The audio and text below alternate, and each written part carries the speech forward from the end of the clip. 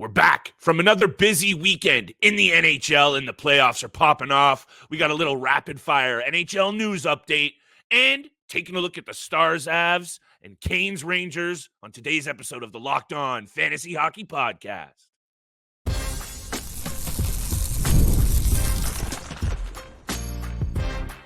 You're Locked On Fantasy Hockey, your daily podcast on fantasy hockey. Part of the Locked On Podcast Network, your team every day. Welcome back inside the lab, everybody, to the latest episode of your daily source for fantasy hockey news and betting breakdowns. It's the Locked On Fantasy Hockey Podcast. As always, I'm joined by my esteemed co-host, Mr. Steele Roden. And on this side of the microphone, it's your boy, Big Flip Livingstone. Shout out to the everydayers. We couldn't do it without y'all and you making us your first listen every single day. Steele, I don't know about you, but I've been really enjoying the last couple of days of NHL postseason hockey. I made a comment a couple of weeks back how I thought the first round was a bit of a letdown. I think the second round has made up for that and then some. We'll take a look at a very quick NHL news rapid fire update. We got some injury news that we need to get across to y'all. It's Monday morning. There's lots going on. Stars, Avs, Game 4. Steele, the Stars have a very big opportunity on their hands here. And if the Colorado Avalanche can't fire on all cylinders on offense, they are going to be in trouble against this Dallas team. Canes alive with a big victory in Game 4. We'll talk about Game 5. We got Monday's bets ready to pop off. Steele, this is some interesting news here, though. I mentioned Thatcher Demko. I also mentioned Philip Hedl could be returning for the New York Rangers, but I think that hit from Sam Bennett on Brad Marchand, there's lots going on about this hit. He's going to be out, though. This is huge for a Bruins team that we know their number one weakness is scoring depth. And with Marchand out, their leader, this Boston team is going to be in trouble. It's not an if. They are in trouble without Brad. Yeah, they are in trouble because he's been their best player besides Jeremy Swayman. And even Jeremy Swayman this series has had difficulty, defending the goal crease and defending the goal with everything that's going on in front of him from the Florida Panthers side of things. Carter Verhaeghe, Matthew Tkachuk, all those guys, Sam Reinhart, parking their butt right in front of him and getting into the dirty areas. He's had trouble controlling the rebounds at time. He's had trouble finding the puck through lanes. They're doing a great job of taking the eyes away from him when they get pucks on net. So besides Jeremy Swayman, Brad Marchand has been the best player for the Boston Bruins this entire postseason. Yeah.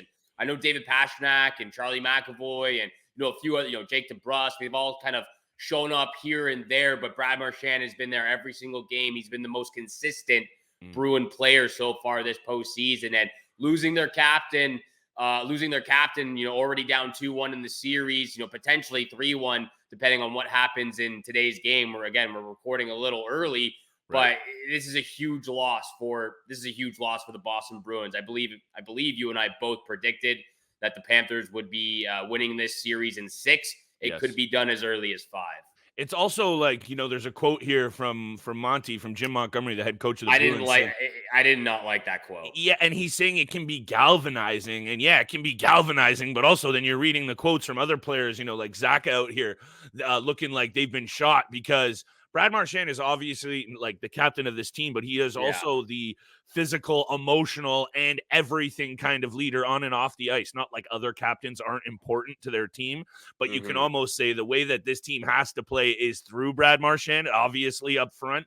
So this could be one of those injuries still. Like, we're not here to talk about the Boston Bruins not being able to get it done still, but you can't help but feel things are really starting to tilt in the favor of the Florida Panthers here. However, it is not done yet, and the Carolina Hurricanes aren't done yet either, Steele.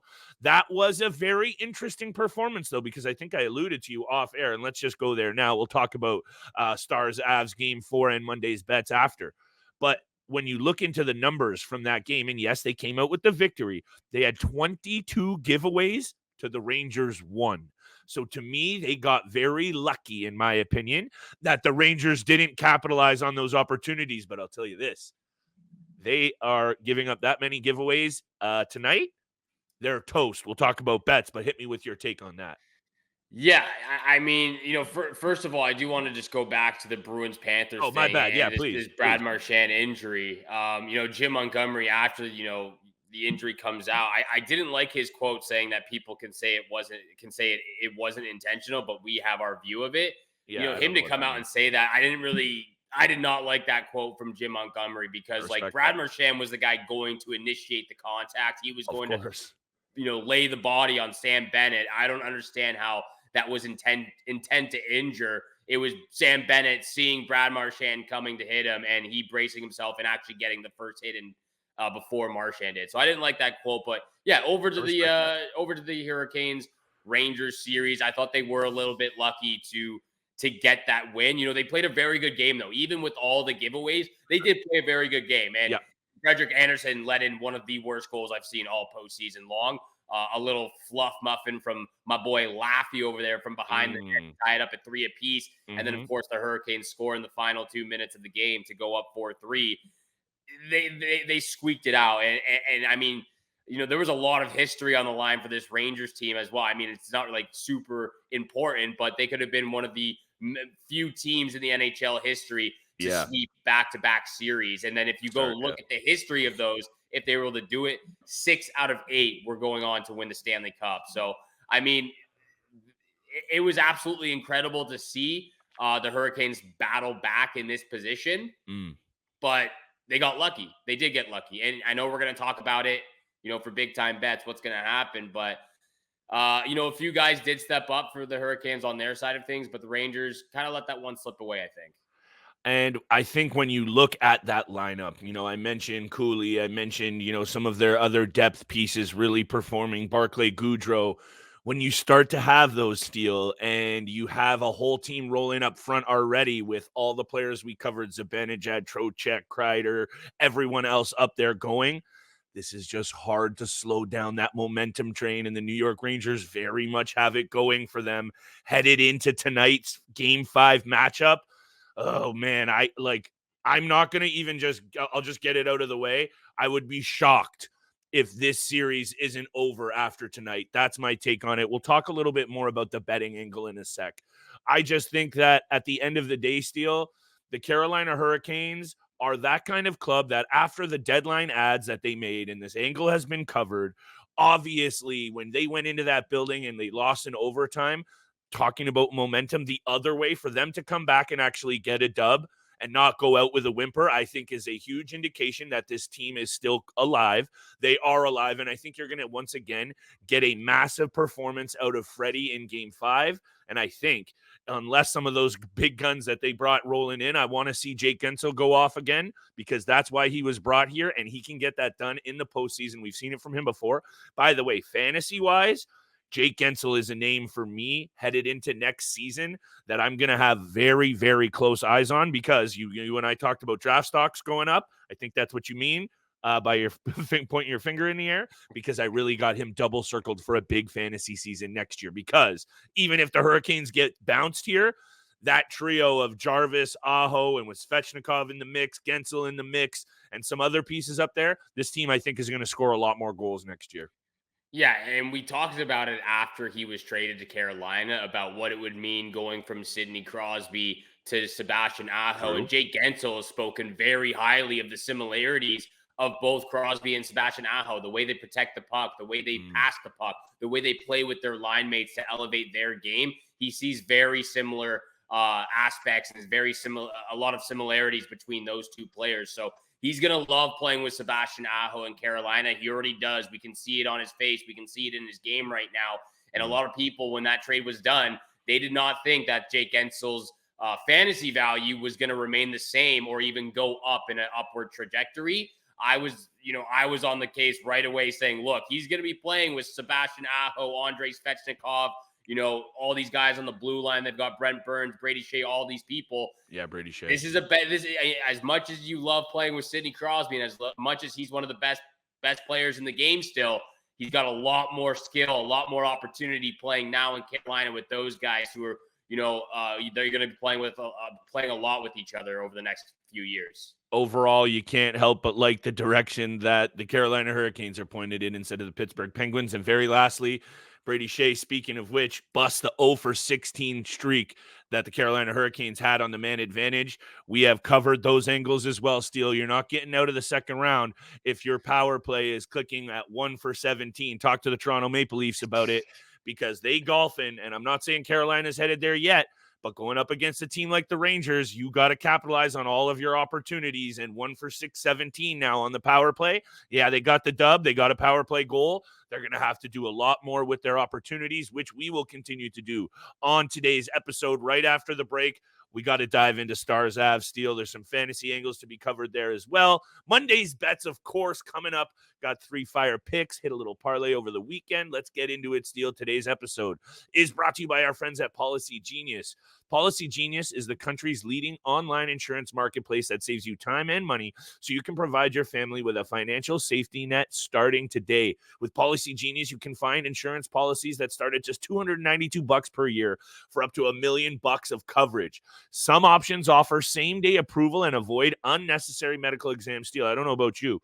Unnecessary medical exams are up there as the worst. Policy Genius has you covered. Check life insurance off your to-do list in no time with Policy Genius. Head to policygenius.com/LockedOnNHL or click the link in the description to get your free life insurance quote and see how much you could save. That's policygenius.com/LockedOnNHL. And thank you so much for making the Locked On Fantasy Hockey Podcast your first listen every single day. Are you still watching on Fox Sports or ESPN, though? Have to turn down the volume with all that shouting. Make the switch now to Locked On Sports Today, a free 24/7 sports streaming channel programmed for you every day to bring you the biggest stories without all the screaming. Locked On Sports Today brings you can't-miss analysis, news, and opinions, streaming 24/7 on YouTube or the free Amazon Fire TV channel app, part of the Locked On Podcast Network, your team every single day. And thank you so much for tuning in to the Locked On Fantasy Hockey Podcast. Make it your first listen every single day. Hit the subscribe, the follow button, leave a 5-star review. We appreciate all that love and support you show us Monday through Friday. Continuing the conversation before we get to big-time bets at the end of the episode, the Dallas Stars take a 2-1 series lead over the Colorado Avalanche. This is a huge, massive game 4 for the Colorado Avalanche. And, we're going to talk about both teams here. I'm going to throw it over to you, Flip, to, kind of speak on your points and what you've seen so far. But I've got a couple of points from both these teams right now. I appreciate that. I think, number one, when you look at how they got that game done, in terms of, especially on the offensive end, you got Tyler Seguin, the wily vet, right? You and I have been talking about the mix of promising, really good young offensive pieces. Stankoven, Wyatt Johnston. We've been down this road. And then the balance of the talented and wily veterans who can still bring it. There you go. 2 goals from Stankoven, 2 goals from Tyler Seguin, and they win the game. Jake Oettinger turns aside 28 of 29 shots, I believe. And it comes down to this. The Colorado Avalanche have been leading the way in terms of offensive output all postseason long. They average over 5 goals per game in this postseason, well over that. And in this one, Steele, the offense doesn't get it done. And that's the only time this postseason, I'm just bringing this up here, they hadn't scored fewer than 3 goals in the entire postseason. So when your team hangs its hat in the offensive end in a very big way to insulate maybe your weak goaltender, and you only get 1, again, these are just the things that are going to nip you in the bud heavy in the postseason. And no power play goals as well, if I have to double check that. But I think, again, power play didn't click. 0 for 3. There you go. Yeah, I don't think it did. It was 0 for 3 in that game. Dallas only had 1 power play, I believe, and they were 0 for 1. But hey, this was a low-scoring game. There was 2 empty net goals. I know it was a 4-1 game, but 2 empty net goals. In the final 2 minutes or however much time was left in that game. Georgiev played absolutely spectacular, and he gave them a chance to win this game. But Jake Oettinger on the other end outbattled him or outplayed him, and that's what it comes out to. You have to outplay the guy at the other end of the ice, and that's exactly what happened from the Dallas Stars and Jake Oettinger. A real great performance from both goaltenders in this game 3.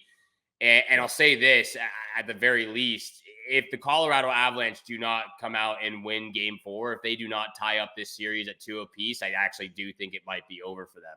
the Dallas Stars will be going on to the Western Conference Finals. Because if they don't win and Dallas goes up 3-1, I don't see Colorado winning 3 straight games against this Stars team. That is maybe not a big surprise to a lot of people, but I'm fairly surprised at how they're performing so far this entire postseason. Honestly, I had Vegas winning the first round. I had Colorado winning this second round against them, and now if they go up 3-1, it's going to be a completely different story moving forward, and that's going to be good for you with the Dallas Stars moving forward. But this is a massive game 4. They cannot afford to lose both games at home in Colorado. And I'll throw it over to you after I say this. We are going to have a conversation about who's the best player on the Dallas Stars team right now, because this might be a hot take, but I am actually considering Wyatt Johnston as maybe the best player on the Dallas Stars team. He has been absolutely incredible to watch. 8 points, 5 goals. He's an even on the plus minus. He has a 16.1 shooting percentage. He's playing over 20 minutes. Such a young player, such a talented player. He actually has the most high danger scoring chances on the Dallas Stars roster right now, and that almost doubled by the next guy in line behind him. So he has been a very dangerous player. He's getting goals right now. He's playing spectacular. 8 points, like I said. Second leading on the Stars roster right behind Miro Heiskanen. But I think that's a conversation that we could definitely have at some point in the offseason about who's the best player for this Stars team, because there's so much talent everywhere on their roster. I would actually say this. I don't think it's that bold of a take, but I would lean to Miro Heiskanen being the best player on this team. Maybe not offensive output. It is definitely a good conversation, because also Wyatt Johnston is turning the page and setting himself up fantasy-wise to become one of those players that, I've obviously been on this show talking quite a bit about him, Steele, for a little while now, both you and I, and obviously dedicated circles know all about him. But if you're catching this episode today and there are people in your league who haven't been all over Wyatt Johnston, and you can maybe get a leg up on some of those GMs who might be newer to the fantasy game. I'm really great with these words today, Steele. I'm killing it here. But I agree with you. However, Miro Heiskanen, 3 goals, 6 assists, 17 hits, 20 block shots. He is a beast. I really love what he is doing this postseason, Steele. He's playing also over 27 minutes of ice time per night. So just to bring it back full circle, though, into this series, the Colorado Avalanche are obviously a dangerous offensive team. Nathan MacKinnon needs to be better. 1 goal, 2 assists. He can't be the kind of player that just is on the score. Oh my goodness me. On the point totals of just assists. He's got to be bringing it in the offensive end, scoring goals, distributing, creating chances for his team. I just think he's got to be a little bit better, Steele. I'm throwing it out there. I'm calling him out. I'm heated again. I can't believe that just came out of your mouth. I don't know how much better Nathan MacKinnon can be. He's all over the ice. And what you just said, 3 points in 3 games in a 3-game series so far. Maybe he just needs to be more effective then, and I need to see some goals popping for this team to win, I guess. Dallas is just that good. There. Is that a little bit better? Wait, Colorado doesn't get more than 3 goals one time this postseason? Yeah. And it's like, oh, wow. Okay, you just said their goose could be already cooked, so I don't know. Maybe I'm just being a little bit jumpy 3-1. Because of how high the standard has been set by him, because this year's season has done just that. And the postseason, too. I'm not saying he's been bad. I just want to see him respond then. There. I retract it all. He's got to respond. Is that better? That is better, because this my bad. Thanks for holding me down. He's been dominating this entire postseason. Thanks for holding me down. 3 points in 3 games this series so far. But hey, look, it can't, as much as it should be a lot on the Superstars, it's just 1 game that they haven't scored more than 3 goals. And that's a big thing. Like you said, they're leading they're leading all teams in the postseason for goals for right now. And if I'm being fair, you know that I'm a bit of a Dallas Stars homer at this point for betting purposes. So 100%. Maybe I just need to slow my roll a little bit, and let's just see how this game plays out tonight. And then we can come back on tomorrow's episode and I'll get a little bit more heated. Yeah, let's see how game 4 goes. If he doesn't produce any point of some sort, then you can start talking trash about him. Until then, you can't, because by the way, plus 330 for the Dallas Stars to win the Cup. Florida Panthers favored at plus 310, and the New York Rangers right behind both of them at plus 380. We just got to throw it a little FanDuel love very quickly on the odds there. Got to throw a couple FanDuel odds out there. We're going to get to some FanDuel odds for tomorrow's game or tonight's games as well. But first, this episode is brought to you by eBay Motors. Passion, drive, and patience. The formula for winning championships is also what keeps your ride or die alive. eBay Motors has everything you need to maintain your vehicle and level it up to peak performance. From superchargers, roof racks, exhaust kits, LED headlights, and more. Whether you're into speed, power, or style, eBay Motors has got you covered. With over 122 million parts for your number one ride or die, you'll always find exactly what you're looking for. And with eBay Guaranteed Fit, your part is guaranteed to fit your ride every time or your money back. Because with eBay Motors, you're burning rubber, not cash. With all the parts you need at the prices you want, it's easy to turn your car into the MVP and bring home that win. Keep your ride or die alive at ebaymotors.com. Eligible items only. Exclusions apply. eBay Guaranteed Fit, only available to U.S. customers. And thank you so much for making the Locked On Fantasy Hockey Podcast your first listen every single day. Continue to hit the subscribe, the follow button, leave a 5-star review. We appreciate all that love and support you show us out there. Monday through Friday, 7 o'clock in the morning is when you can find our episodes. We're going to return that favor Monday night with three big-time bets from each of us. 2 games on the schedule. Like we were just talking about, New York Rangers looking to close out this second round series against the Carolina Hurricanes, and the Avalanche looking to tie it up at 2 apiece as well in their matchup against the Dallas Stars. Flip, over to you, my friend. Do you have the same game parlay, or you just got a couple picks from each I game? do not, but right after I was overly and perhaps incorrectly critical of Nathan MacKinnon, I'm looking right back at him though, Steele, and looking into these numbers, I just when I see him put up 7 shots on net, and then you come out and you put up 3, and I know he's all over the ice. I just think in that angle of me saying respond, I think you're going to see a response from Nathan MacKinnon tonight, and I think given how good he is. When he wants to, he changes the pace of the game, and I think that's what they're going to need as a little bounce back here. So give me Nathan MacKinnon, anytime assist. He has 2 in the series, even though they're, it's only 2. Anyway, no, I'm kidding. Nathan MacKinnon, anytime assist. That's my first pick, and I do think, though, Steele, you will see the absolute best from the Colorado Avalanche tonight. I know that's easy to say when you can't go down 3-1. I just think that's exactly what's going to happen. Give me the Nathan MacKinnon anytime assist. He's going to be creating. He's going to be distributing. That's exactly what he does when he's on his game, and that's what's going to happen tonight. Yeah, I think so as well. That's a huge retraction from what you were just saying a couple of minutes ago. Been on the road a lot, Steele. Some of the words I'm spitting out today aren't making a ton of sense, but we're trying to hold it down. You want him going out there scoring goals, but you're taking the anytime assist. I know. Love the player I'm all prop. over the map. Hey, I'm with you, but I'm also going with the Avalanche in this game. I just don't believe they go down 3-1 in this series. I think Nathan MacKinnon, Mikko Rantanen, their top guys. Obviously, Georgiev is going to try to hopefully he's going to be at his best after what we saw in game 3 as well. My first pick, Avalanche on the money line against the Dallas Stars. They'll tie it up at 2 apiece. I'll get to my second and third pick right now as well. Second pick, Rangers, Hurricanes under 6.5. I know 3 out of 4 games have gone over the number. There have been a lot of 4-3 final scores in this series between these 2 teams. But like you mentioned at the beginning of this episode, I think we're going to see the best from Frederik Andersen. He knows that he cannot afford to let in any, very muffiny, very bad goals from his side of things. And Igor Shesterkin is going to continue to dominate like we've seen. I know he's let in 3 goals as well almost in every single game this series, but I think it's going to be a goalie battle. I think things are going to be a little bit more tightened up. I'm going to take the under 6.5 in this matchup, and my lock of the night, Rangers on the money line. They close out the series. They win this in 5. They win it back at home as well. I just think, again, they could have swept back-to-back series. Hurricanes get a little bit lucky. Rangers are going to close out. That's my lock of the night. I love that lock of the night because it's mine as well, my friend. And I actually, now that you were talking me into that, I like the under angle as well. I'm going to slap that in somewhere. I just wanted to bring this up because in addition to the Rangers on the money line, minus 104, I think you're getting some nice juice there as well. I'm liking Mika Zibanejad's game so much right now, Steele. And I know this is a guy that you've been on for a long time. Mika Zibanejad, he's like a ninja. He moves in silence. He gets it done at both ends of the ice.